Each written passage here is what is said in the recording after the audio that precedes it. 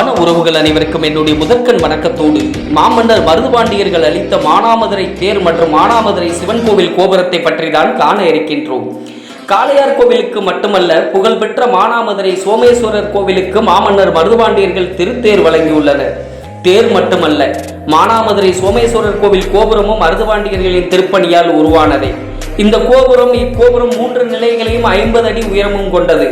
காளையார் கோவில் கோபுரம் கட்ட மானாமதுரை அருகே உள்ள பகுதியிலிருந்து செங்கற்கள் அனுப்பப்பட்டது.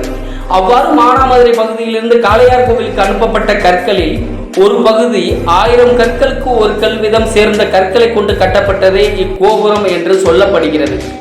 அப்படி சேர்ந்த கற்களை கொண்டு கட்டப்பட்ட இந்த கோபுரமே இன்று மானாமதுரை சிவன் கோவிலில் ராஜகோபுரம் போன்று நிமிர்ந்து நிற்கிறது.